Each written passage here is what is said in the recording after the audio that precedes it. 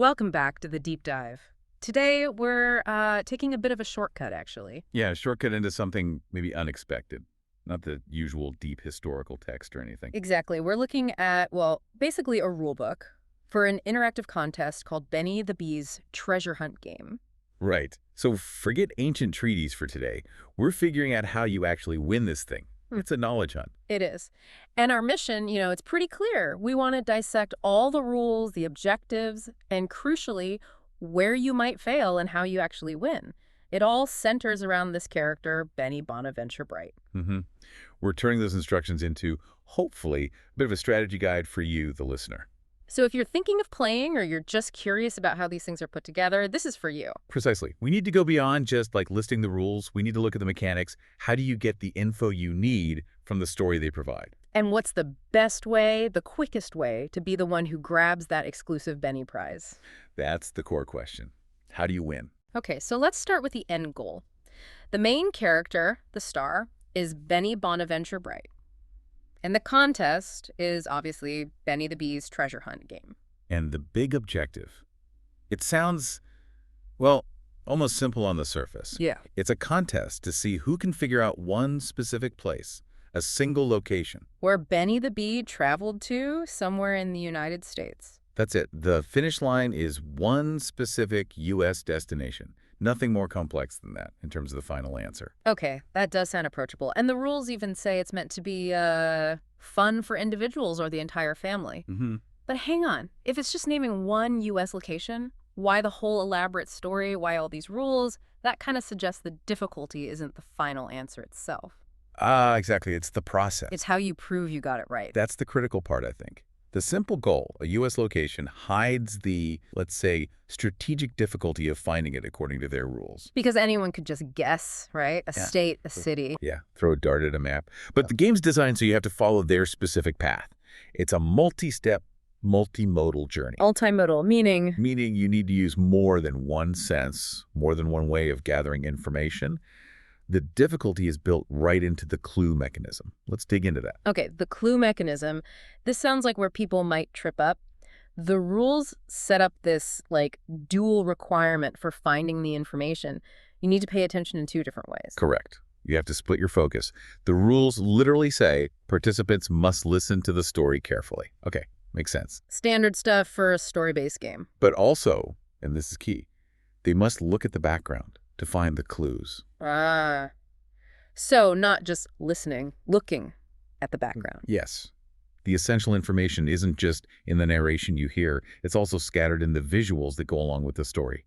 Two different channels. That's interesting. I mean, think about the cognitive load, where if you're really focused on the story, the plot, maybe listening for spoken hints, it's incredibly easy to just miss stuff that's sitting right there in the background, visuals, peripheral vision stuff. And the rules really hammer this point home. They talk specifically about locating all the picture clues. Picture clues. Okay. And these are explicitly hidden in the background of Benny's story. This isn't about interpreting the narrative. It's about literal object recognition. You're hunting for images. Pictures may be tucked away in corners or partly obscured. Could be. Things deliberately placed off to the side, maybe. Not the main focus of the action. So while I'm listening to, I don't know, a kid's story about a bee, I also need to be scanning the edges of the screen or the page for, say, a picture of the Statue of Liberty or a specific cactus. Potentially, yes. Or a state flag, a landmark, maybe even something related to the local flora or fauna of the target location, that kind of thing. Right. That completely changes how you'd approach it. You need 100% focus on both listening and looking at the same time. And achieving that simultaneous focus is probably where the winners will separate themselves from the pack. Because the rules make it clear these picture clues aren't just optional extras. Not at all. Finding all of them, every single one, is presented as the necessary path. It's the evidence trail you have to follow and document to figure out that final destination. Document, so you need to list them. It seems so, given the submission requirements we'll get to. The picture clues are the proof you followed the intended method to reach the U.S. destination. Okay, so let's play this out. What if someone is clever, or maybe just lucky, and they guess the right U.S. location, maybe based on some other hint or outside knowledge, but they didn't find all the background pictures? According to the rules we're looking at, their entry would be invalid, kaput. Even with the right final answer? Even then, because the game is framed as a treasure clue picture hunt. Finding the visual clues is the game mechanic. It's not just about the destination. It's about proving how you got there via those specific background images. Wow. Okay, so missing even one picture clue breaks the chain. Exactly. That's the primary failure point, I'd wager. People focusing too much on just listening, or maybe finding some pictures, but not all of them. Yeah. Neglecting that visual periphery. That level of precision, needing all the clues, leads us right into the end game then. The submission and winning conditions. Right, because it's not just about being correct, it's also a race. Sweet. Okay. The speed element turns it from just solving a puzzle into an actual competition against other people. So let's clarify that submission. What exactly do you need to send in? It's two parts. Absolutely critical, both must be there and both must be correct, non-negotiable. Okay, part one. A correct set of visual clues, presumably a list or description of all those background pictures you found. All of them? All of them. And part two? The final destination. The correct final U.S. destination that those clues point to. If either part is wrong, the clue list is incomplete or inaccurate, or the destination is wrong, you're out. Disqualified. So let's say there are, I don't know, 6 picture clues hidden. I find 5.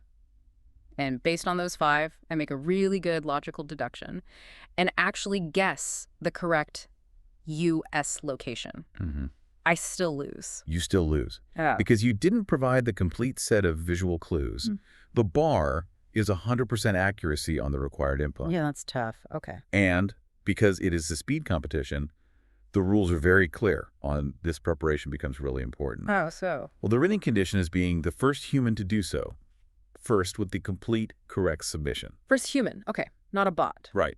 So you need to think about how to submit as fast as possible once you have the answer. And the submission method itself plays into that strategy, right? The rules say you have to text it. Yes. Text the complete submission clues and destination to a number provided in the description of the story. Texting. That's faster than email or filling out a web form, usually. Definitely. Less friction. But notice where the number is. In the description of the story, not like announced at the end of the story itself. Yeah. Doesn't seem like it.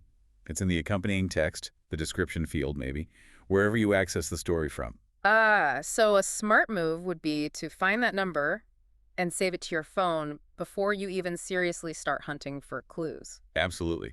Don't wait until you solved it and then start frantically looking for the number. Have it ready. That shaves off precious seconds, maybe minutes. What else? How do you speed up the actual texting part? Well, think about it. You need to submit the list of clues and the destination.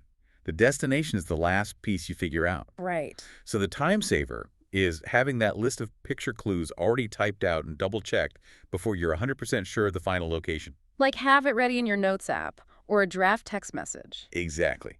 Have the clue list ready to copy and paste. Then, once you figure out the final destination, you just type that name in, paste the clue list, and hit send. Minimal typing after the moment of discovery. Okay, that's smart. Minimize data entry under pressure. It really emphasizes that this is a race against the clock and against everyone else playing. Accuracy first, absolutely. Yeah. But speed seals the deal. Accuracy plus speed equals the exclusive Benny Prize, and you have to be the first human. Which, brings up a kind of interesting point about the whole structure of this hunt. Oh, yeah. We've established you need this intense focus on two different things, listening and looking.